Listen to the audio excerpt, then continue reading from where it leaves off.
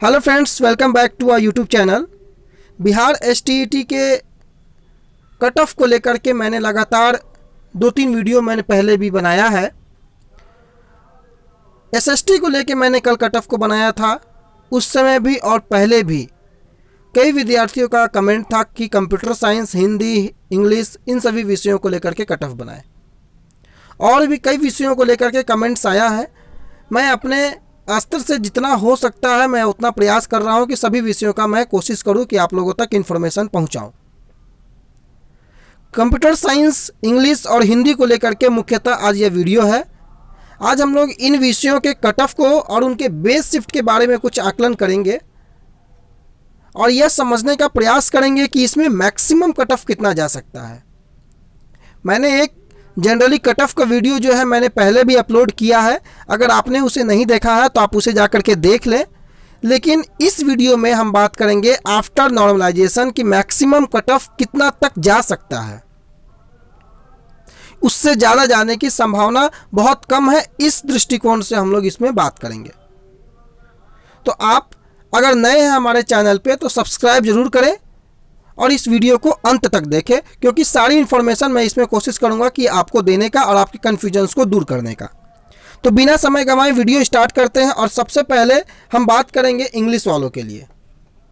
अगर इंग्लिश की बात करें तो इंग्लिश में मैंने जैसे कि आपको बताया है कि इंग्लिश एक ऐसा सब्जेक्ट है जो कि पेपर 1 और पेपर 2 दोनों में ही इंग्लिश सब्जेक्ट मेंशन था इस एग्जामिनेशन, एसटीईटी के एग्जामिनेशन में। कईयों का कमेंट्स है कि इंग्लिश में कट ऑफ क्या रह सकता है। तो इंग्लिश का कट ऑफ मैंने जब लास्ट बनाया था तो उसमें मैंने बताया था कि अगर आप क्वालिफाई मार्क्स से ऊपर ला रहे हैं तो आप अपने आप को सेफ समझें। लेकिन इस वीडियो में मैं आपको एक मैक्सिमम कट ऑफ बताऊंगा जो कि नॉर्मलाइजेशन के बाद अगर कुछ परिस्थितियां बदलती है तो वो किस हद तक बदल सकती हैं।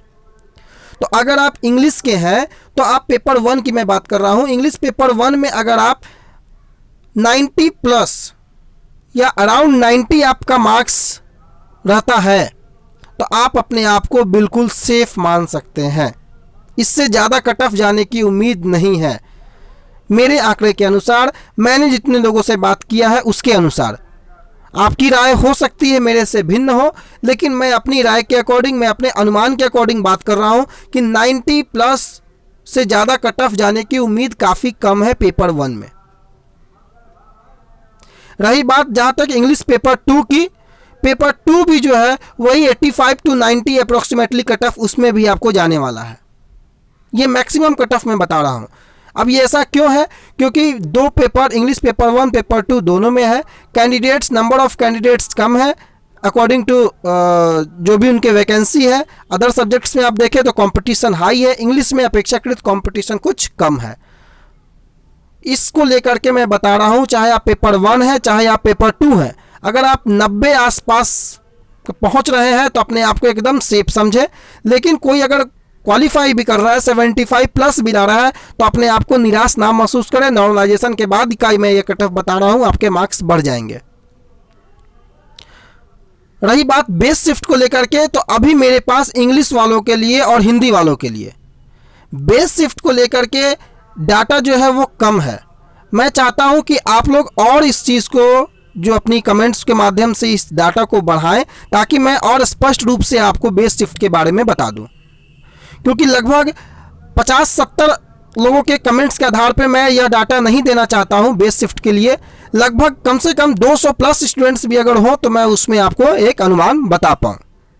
तो आपसे उम्मीद होगा कि जितने लोग इंग्लिश और हिंदी वाले देख रहे हैं, अपने आधार पर आप लोगों के हिसाब से जो पेपर, जो शिफ्ट का हार्ड है वो आप कमेंट बॉक्स में मेंशन करें ताकि मैं जल्द से जल्द इसके बेस शिफ्ट को लेकर के आप तक पहुंच सकूं, इंग्लिश और हिंदी वाले।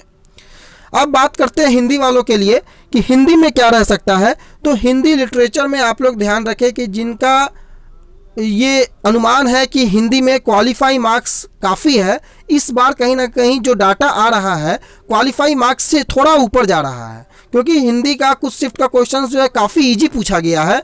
अकॉर्डिंग टू माय डाटा, जो भी लोगों का कमेंट्स आ रहा है उसके आधार पर मैं यह कह सकता हूं कि इंग्लिश में अगर मैक्सिमम कट ऑफ जा सकता है तो वह 105 तक जा सकता है, 100 से 105।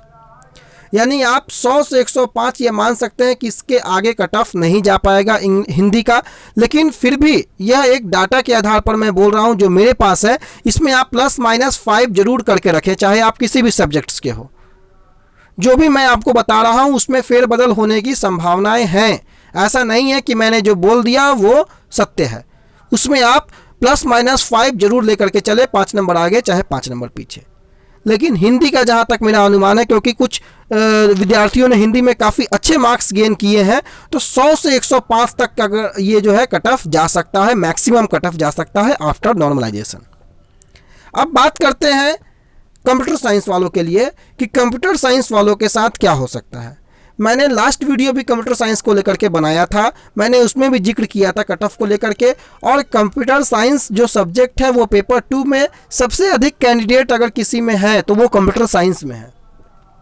लेकिन एक एग्जैक्ट डेटा कि कितने कैंडिडेट्स हैं वो किसी के पास नहीं है। कोई 8,000 कहता है, कोई 30,000 कहता है, कोई 15,000 कहता है। मेरे अनुमान के आधार पर इस चीज़ के आप चक्कर में ना पड़े कि विद्यार्थी कितने हैं, ठीक है। कट ऑफ जो जा रहा है अकॉर्डिंग टू जो विद्यार्थी बताते हैं उनके आधार पर कट ऑफ मैंने आपको पिछली बार बताया था कि अराउंड 100 के आसपास कट ऑफ आपका बैठ रहा है। लेकिन जब मैं maximum cut off after normalisation की मैं बात कर रहा हूं, मैं आपको इसका बेस शिफ्ट भी बताऊंगा कि कंप्यूटर साइंस में बेस शिफ्ट क्या हो सकता है। तो जब आफ्टर नॉर्मलाइजेशन मैं देखता हूं कि कट ऑफ कितना हद तक जो है वो इम्प्रूव कर सकता है, तो मैंने जो भी लोगों का कमेंट्स देखा है या जिनका मार्क्स को मैंने पूछा है, जिनसे बात किया है कंप्यूटर साइंस वालों को, मैं उनको बता दूं 105 से 112। और ये मैं जनरल कैटेगरी की मैं बात कर रहा हूँ, हर एक सब्जेक्ट में मैं जनरल कैटेगरी की बात कर रहा हूँ। बाकी जो कैटेगरी वाले हैं वो अपने मार्क्स को 2, 3, 4 नंबर आगे पीछे करके अपने आप को देख सकते हैं। और अगर आप महिला हैं तो आप समझ लें, मैंने इंग्लिश में भी नहीं मेंशन किया, इंग्लिश में अगर आप फीमेल कैटेगरी में हैं, फीमेल है तो फीमेल आप याद रखें कि जनरल फीमेल के लिए वही मार्क्स था। लेकिन आप अगर कोई दूसरे कैटेगरी में है तो अगर आप 75 प्लस आ रहा है तो आप बिल्कुल निश्चिंत रहेंगे। हिंदी में भी सेम कंडीशन है। कंप्यूटर साइंस में मेल के लिए मैं बता रहा हूँ 105 से 112 जनरल के लिए, फीमेल के लिए जो है वो 105 से 110 मैंने वही आसपास रहेगा जनरल कैटेगरी के लिए। बाकी जो भी कैटेगरी है वो अपने मार्क्स को 4 नंबर 5 नंबर आप कम करके देख सकते हैं, क्योंकि ज़्यादा का अंतर नहीं पड़ने वाला है। चाहे आप बीसी में है, ईडब्ल्यूएस में है, चाहे आप जनरल में है, ये 3 कैटेगरी में ज़्यादा अंतर नहीं पड़ने वाला है। मैक्सिमम जो मार्क्स का अंतर होगा वो 5 to 10 मार्क्स का ही अंतर जाएगा इसमें। अगर जनरल का कट ऑफ 105 बैठता है तो ईडब्ल्यूएस का कट ऑफ 100 बैठेगा, ईबीसी का कट ऑफ आपको वही आसपास रहेगा।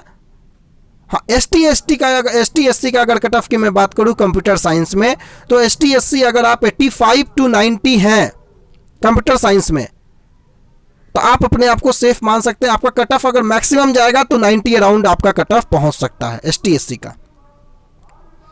और फिजिकली हैंडीकैप्ड तो आप अगर क्वालिफाई मार्क्स ला रहे हैं तो आप अपने आप को बिल्कुल सेफ समझेंगे। तो कंप्यूटर साइंस को लेकर के जनरल कैटेगरी की मैं बात करूं अगर, तो 105 से जो 112 मैंने बताया, ये मैं एक मैक्सिमम कट ऑफ एक अनुमान के आधार पे मैं बोल रहा हूं। फिर भी आप +-5 जरूर याद रखेंगे। अब इसमें आपका क्या राय है? हो सकता है आप मेरे बताए हुए कट ऑफ से, मेरे बताए हुए मार्क्स से असंतुष्ट हों, ये पॉसिबिलिटी है। आप अपनी राय को, अगर आप मेरे कहने से सहमत नहीं है तो अपनी बात को जो है कमेंट बॉक्स के माध्यम से ज़रूर रखें, क्योंकि ऐसा नहीं है कि मैंने जो कहा वही सत्य हो। मैं जो भी बात कर रहा हूं, क्योंकि कंप्यूटर साइंस के मेरे पास एसएसटी के बाद अगर कोई सब्जेक्ट के कैंडिडेट हैं मेरे पास तो वो कंप्यूटर साइंस के हैं। और ये मैं जो डाटा बता रहा हूं लगभग आपको 1000 के आसपास के विद्यार्थियों के बात करने के बाद का मैं ये डाटा आपको बता रहा हूं। तो आप इसके बावजूद भी अगर आपको लगता है कि बताए हुए डाटा में कुछ फेरबदल करने की संभावना है या आपके अकॉर्डिंग ऐसा हो सकता है तो आप उसे जरूर मेंशन करें।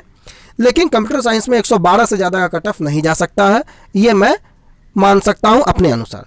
अब चले बेस शिफ्ट के बारे में अगर, तो बेस शिफ्ट मैं देख रहा हूं कि शुरू से ही जब भी मैं वीडियो मैंने क्रिएट किया है और मैंने हमेशा से ही लोगों का जो रुझान देखा है वो 21st के 3rd शिफ्ट का जो मार्क्स मैं देख रहा हूं। 4 शिफ्ट में आपका कंप्यूटर साइंस का एग्जाम हुआ है, 18 को और 21 को।